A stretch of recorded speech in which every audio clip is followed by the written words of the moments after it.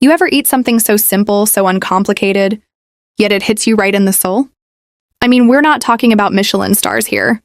Not fusion dishes or $15 oat milk lattes. I'm talking soy milk and fried dough. Yeah, that's it. Just soy milk and a crispy golden stick of deep-fried dough. But in Shanghai, this humble little combo, it's a way of life, a cultural ritual, a taste of childhood, history, comfort, all in one bite.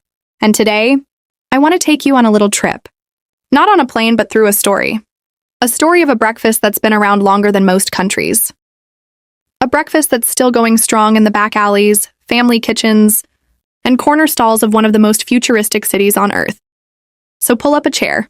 Because once you hear about Dou Jiang You Tiao, Dou Jiang You Tiao, you'll never look at breakfast the same way again. Imagine it's early morning in Shanghai. The sky is still a soft gray. The air smells like steamed soy and a hint of sesame oil. You hear scooters zipping by, the faint sound of a street vendor calling out in Mandarin. A couple of locals are huddled around a tiny plastic table, dunking golden sticks into warm soy milk, chatting like it's the highlight of their day, because it is. This is Shanghai's ultimate comfort breakfast, soy milk and Youtiao. Now Youtiao literally means oil stick. It's basically a Chinese version of a churro, but without the sugar or cinnamon. Just crispy, airy, savory dough that puffs up in hot oil, golden on the outside and tender inside.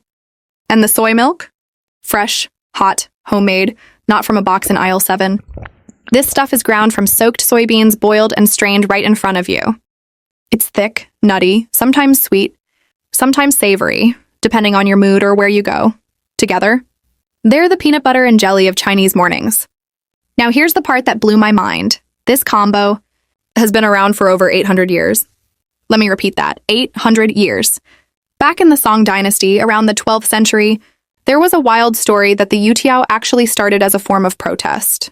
Legend has it that people were angry at a corrupt government official, so they made these fried dough sticks to symbolize him and his wife, 2 twisted pieces of dough stuck together, then fried them in oil as a form of edible rebellion.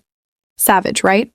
So every time you take a bite of Youtiao, you're basically chewing through a piece of protest history. And people still eat it like clockwork every morning.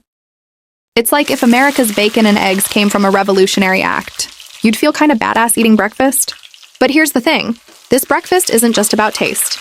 It's about rhythm. It's about the old guy who shows up to the same stall every day, at 6:30 a.m. with his newspaper folded under his arm. It's about kids dipping Youtiao in soy milk before school. It's about moms and grandmas passing down their own little twists on the recipe. It's a social moment. A routine.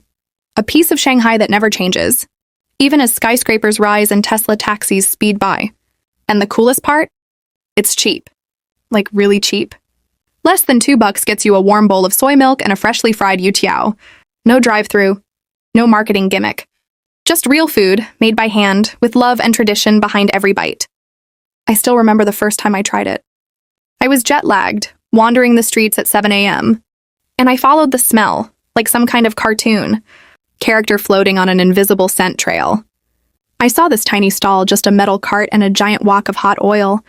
The vendor was this older lady, smiling like she'd already seen 100 customers that morning.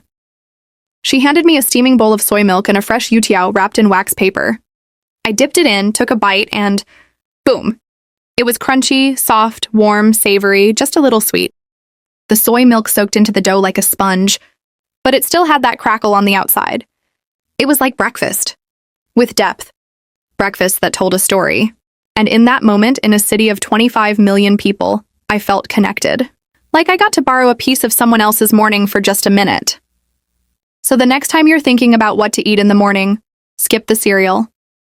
Forget the protein bar. Think about Shanghai. Think about tradition. Think about that soy milk, that crispy golden dough, and the generations that came before, all starting their day the same way. Because sometimes, the best breakfasts aren't about convenience, they're about connection.